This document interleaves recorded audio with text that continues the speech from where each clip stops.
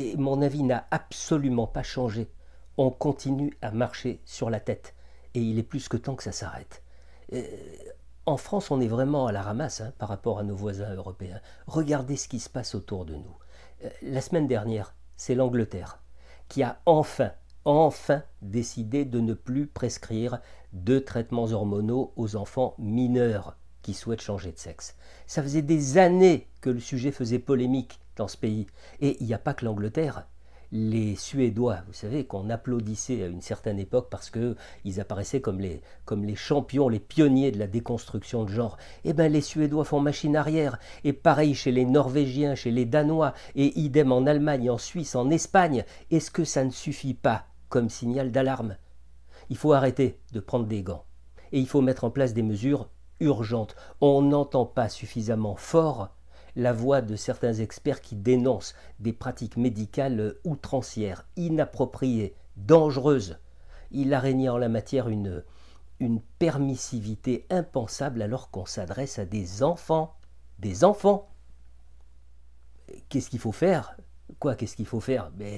Il faut protéger les enfants qui risquent de prendre parfois des décisions irréversibles. Ça signifie qu'il faut un encadrement légal très strict, un encadrement de toute transition hormonale ou chirurgicale. Et donc, il faut interdire la prescription, l'administration des bloqueurs de puberté et aussi interdire la chirurgie de réassignation sexuelle avant l'âge de 18 ans. Il n'y a pas à transiger sur ce point. Mais je me moque qu'on me traite de réactionnaire.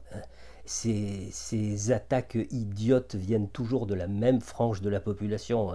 Une population qui, sous prétexte de se soucier des enfants, fait en réalité prendre des risques impensables à ces enfants. C'est totalement irresponsable. Et dans cette frange de population, vous avez aussi tous ceux qui ne veulent pas regarder en face la responsabilité des réseaux sociaux, aussi bien chez les enfants que chez les adolescents. C'est-à-dire ceux qui ne veulent pas voir la part de responsabilité des influenceurs sur la toile. Comprenez bien que quand vous avez un jeune en souffrance qui s'interroge sur son sexe, un jeune qui tombe sur ces influenceurs, mais qu'est-ce qui se passe? Eh bien, ce qui se passe, c'est que les algorithmes du réseau social en question vont finir par l'enfermer littéralement dans un ensemble d'informations qui vont être répliquées, dupliquées, répétées. C'est-à-dire qu'il ne finira par entendre qu'un seul son de cloche. Il va se laisser imprégner par un seul et même discours. Alors là aussi, il ne faut pas laisser dire n'importe quoi. C'est trop facile de se croire tout permis parce que on prétend faire passer un message au nom de la liberté. Le j'ai bien le droit, ça commence à bien faire, ça a ses limites. Et bien maintenant, il n'y a plus qu'à attendre le rapport des sénateurs les républicains qui se sont penchés, ça fait maintenant 1 an, sur la question. Et j'espère que le rapport va faire suffisamment de bruit pour que l'on se rende compte de l'importance toxique de cette idéologie transaffirmative.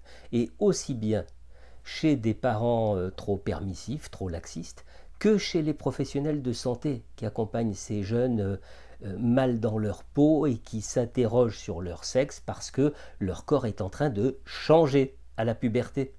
Et à propos de permissivité et de laxisme, il n'y a pas que les parents. Je crois qu'il faut aussi opposer une réponse très ferme aux activistes trans. Parce que, voyez-vous, qu'ils s'expriment, ma foi, ils en ont tout à fait le droit, ils peuvent parfaitement avancer leurs arguments concernant la transition de genre, à condition que ces arguments soient fondés, y compris sur le plan éthique. Mais qu'ils empêchent la tenue d'une conférence, ça, non. Et puis il y a autre chose, vous savez, ou plutôt une chose qu'on ne dit pas suffisamment, alors que c'est d'une importance capitale. La majeure partie des mineurs qui consultent dans des unités spécialisées se voient diagnostiquer ce qu'on appelle une dysphorie de genre. Alors que le mal-être de ces enfants et de ces ados, c'est quelque chose de beaucoup plus général et qui nécessite un véritable accompagnement psychologique.